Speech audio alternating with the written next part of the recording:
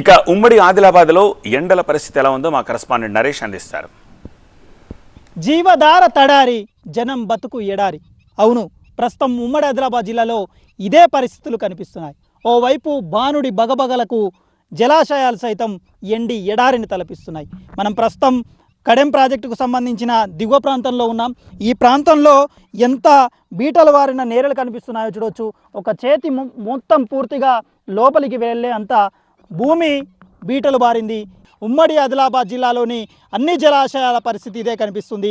అటు దిగువన ఉన్న ఎల్లంపల్లి ప్రాజెక్టు కూడా డెడ్ స్టోరేజ్కు వచ్చి చేరింది. ఎగువన ఉన్న స్వర్ణ ప్రాజెక్టు, సాత్నాల, మత్తడి ఈ ప్రాజెక్టులన్నీ కూడా ఎండి ఎడారిని తలపిస్తున్నాయి. ఎండ తీవ్రత అంతకంతకు పెరిగిపోతూ ఉంది.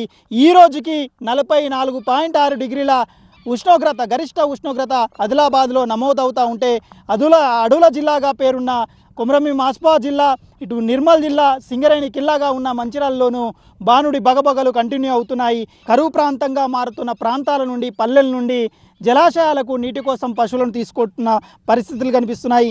ఈ చిత్రాలను చూస్తుంటేనే అర్థమవుతుంది ఎలాంటి దుస్థితి, ఎలాంటి పరిస్థితి అడవుల జిల్లాలో ఏర్పడుతుందో. కరువు కోరల్లో చిక్కుకుంటుందన్న ప్రమాద గంటికలను అయితే మోగిస్తుంది.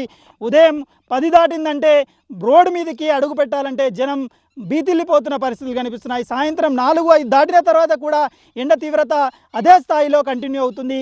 ఎండ తీవ్రత కారణంగా, తేమ కారణంగా, తీవ్ర ఉక్కపోత కారణంగా జలాశయాల్లో ఉన్న నీరు కూడా ఆవిరవుతుంది. వర్షాలు కురిస్తే తప్ప, వాన సూచిక వస్తే తప్ప, మళ్ళీ వర్షాకాలం వస్తే తప్ప ఈ జలాశయాలన్నీ మళ్ళీ నిండుకుండను తలపించే విధంగా కనిపించే అవకాశాలు లేవు. ఇది ఓవరాల్గా ఉమ్మడి ఆదిలాబాద్ జిల్లాలో ఎండల తీవ్రత కారణంగా ఎండి ఎడారై కనిపిస్తున్న దృశ్యాలు. కెమెరా పర్సన్ ప్రవీణ్తో నరేష్, టీవీ 9 ఆదిలాబాద్.